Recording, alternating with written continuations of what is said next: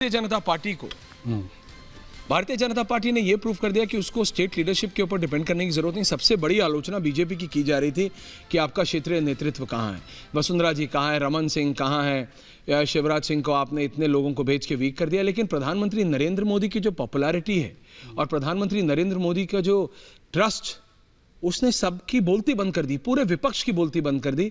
प्रधानमंत्री के नाम पे मध्य प्रदेश से छत्तीसगढ़ और राजस्थान, छत्तीसगढ़ तो किसी एग्जिट पोल वाले ने भी नहीं बोला था कि बीजेपी जीते। देखिए, मोदी है तो मुमकिन है, परंतु मोदी जी की खासियत यह है कि आज जो उन्होंने संबोधन किया पार्लियामेंट्री पार्टी मीटिंग में, उन्होंने कहा कि ये टीम वर्क की वजह से हम जीते हैं। और मोदी की गारंटी दरअसल क्या है? सरकार की डिलीवरी। आप 5 राज्यों में एक सरकार जो रिपीट करके आई है वो मध्य प्रदेश की सरकार है, मतलब वहां की सरकार की गारंटी है कि वो डिलीवर करेगी। संगठन की मजबूती जो नड्डा जी का चार्ज है, जिस प्रकार से युवाओं को और महिलाओं की शक्ति जो रणनीति का हिस्सा है, जो अमित शाह जी का चार्ज है। तो देखिए, मोदी जी जब क्रेडिट देते तो सबको क्रेडिट देते हैं, परंतु मोदी की गारंटी की वजह से सरकार रिपीट होती है। प्रो इनकम्बेंसी का शब्द जो पहली बार राजनीतिक शब्दकोश में आया है वो अभी आया है, जब उत्तर प्रदेश, उत्तराखंड, गुजरात और अब मध्य प्रदेश की सरकार 18-18, 20-20 साल के बाद रिपीट होती है। 2011 से कांग्रेस की कोई सरकार रिपीट नहीं की।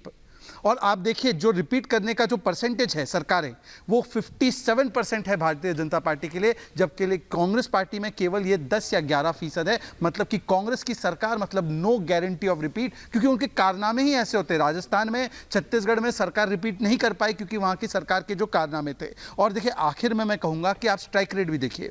मोदी जी, राजस्थान की बात करता हूं, जो मोदी जी 70-80 सीटों में गए राजस्थान में, 14 डिस्ट्रिक्ट में, वहां पर 66 सीट हम जीते।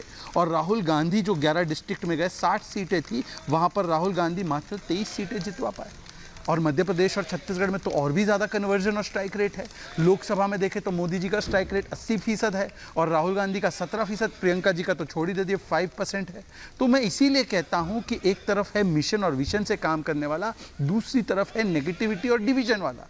और इसीलिए आज रेवंत रेड्डी की भी बातों को खंडन नहीं किया कांग्रेस ने। रेवंत रेड्डी कहते हैं कि ओबीसी की जो डीएनए है वो कमतर होती है, तेलंगाना की डीएनए बेस्ट होती है, बाकी सारी डीएनए, ओबीसी की डीएनए कम। मतलब ओबीसी समाज को गाली, ओबीसी वर्ग को बार बार इस प्रकार की बातें बोलना, ओबीसी मुख्यमंत्री नहीं बनाना तेलंगाना में, और फिर ओबीसी समाज को गाली देना। आज मेरा सवाल एसपी के नेताओं से है, कोई बैठा है क्या एसपी वाला? कोई यहाँ पे आरजेडी का नेता कोई बैठा है आज यहाँ पे? अच्छा, सब गायब हो चुके। चलिए दुष्यंत जी से। नहीं, इंडिया अलायंस कहाँ है? देखो बॉस, इंडिया अलायंस है कहाँ? में भी नहीं गए। नहीं, इंडिया अलायंस में भी नहीं गए। नहीं, इंडिया अलायंस है कहाँ?